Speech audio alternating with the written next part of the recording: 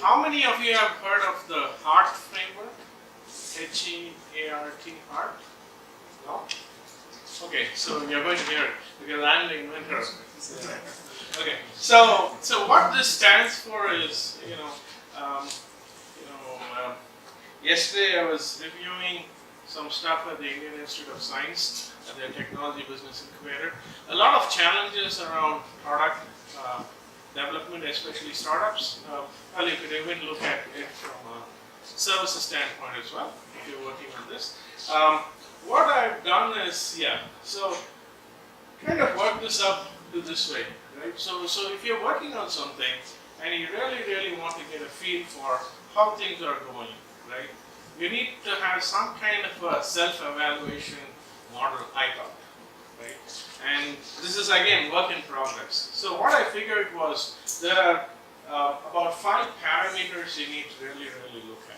The first thing is happiness quotient, if you want to call it that. How happy is my user going to be, right, using my product? Or how happy is my user going to be using my service, right? Second is engagement.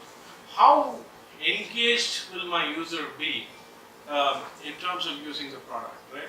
A lot of time what happens is we come from a very functional perspective, and it's very natural because most of us have been trained in the engineering sciences, if you will, and we've been trained to think logically. So a lot of us look at it from a feature standpoint, but again, you have to just twist it around and start looking at it from a user standpoint, right? And this, believe me, when I'm looking at guys who actually done their PhDs in the Indian Institute of Science, and they've been working on some really cool stuff, but really don't get the user perspective at all.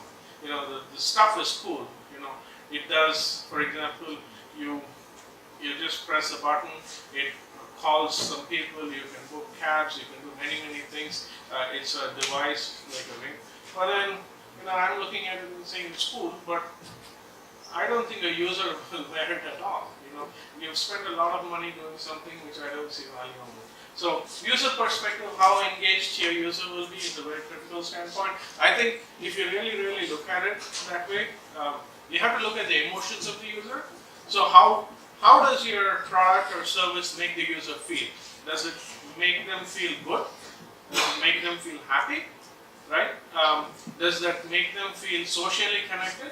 For example, I'm wearing hush puppies, right? So hush puppies, how many of you know the story of hush puppies?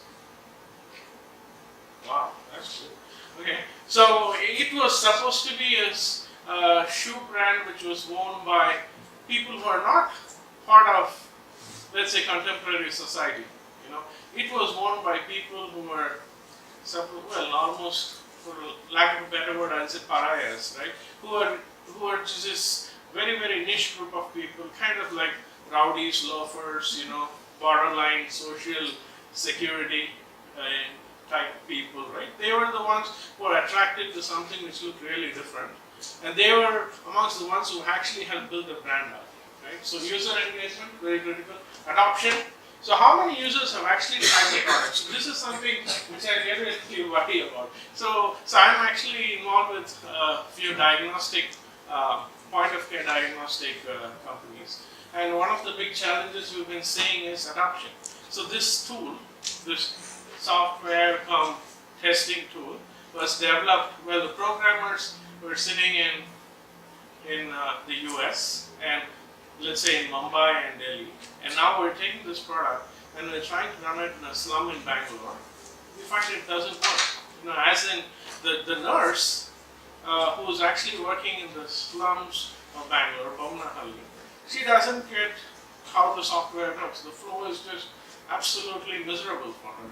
She's saying, this tool is good, but I'm not sure if I can use it. So how easy will it be for your product or service to be adopted? I think that's something to be critical of. Retention. So once I get somebody on, how do I retain them? This is what many of the Flipkarts, Amazons of the world are still worrying about, right? How do I keep getting you back? That's why you see eBay used to do that. I don't think we do that anymore. But they used to give these 10% discount coupons, things like that. Primarily an enticement for you to get back, right? Retention is a very key thing because guys know COCA and all that other stuff, right? Cost of customer acquisition, cost of customer retention, things like that.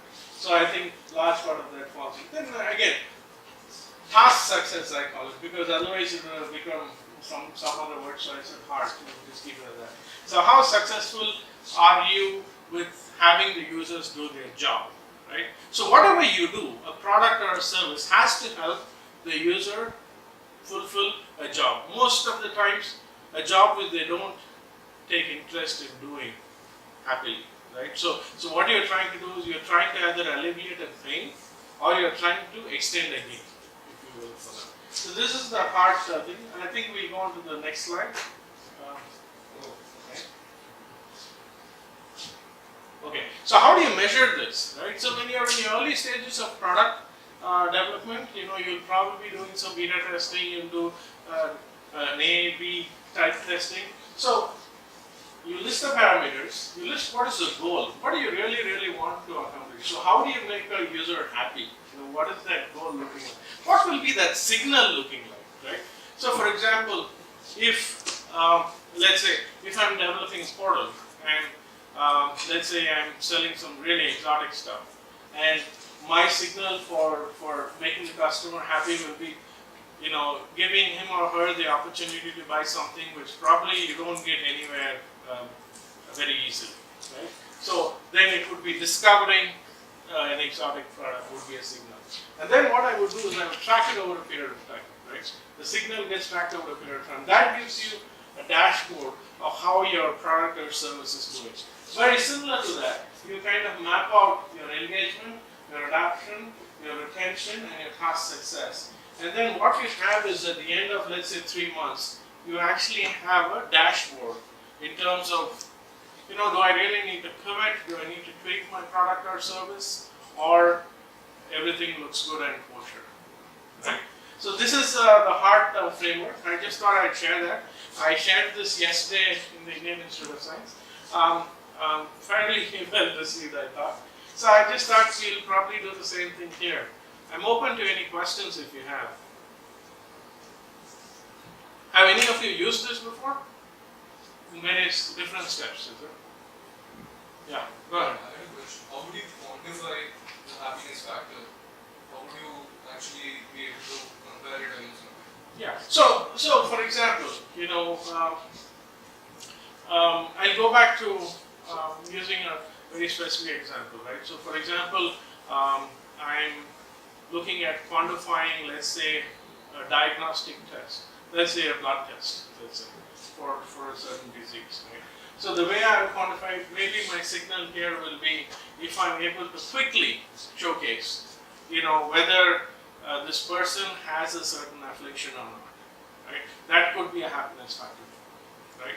So that's why I'm saying the signals are the most difficult part of the exercise, right? So you really need to spend time thinking through that, because people get this, right? People don't get this and this.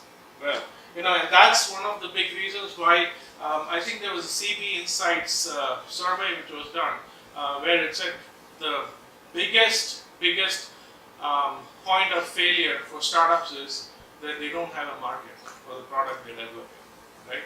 And to do that, you absolutely need to get these two things validated much beforehand. Before you really go into, well, you can do this at the, what they call it, the MVP stage, if you want to call it that, right? That's why I think it's very critical that we share this as well. It's not related to pitching, but it's much more important than that. Any other questions? Maybe you could share, you could put it up online with the signals. Yeah. From I thought I would do that. Then I thought maybe later you could. Yeah, because Nanjo is the timekeeper, and if I exceed 5 minutes, he will start making all kinds of weird noises. So this is going to be 5 minutes, so I shouldn't do anything more than that. But yeah, we'd love to share. We have our Facebook page, so I actually have many examples which I'll put up, and you can use that for reference. And we're also available, for any mentoring, coaching. But make sure you get the signals right. If you don't get the signal right, you could probably be tracking the wrong thing, which happens quite a bit, by the way. A lot of people track the wrong parameters in terms of value. So value as in terms of value for the company as well as for the potential customer. Good, thank you.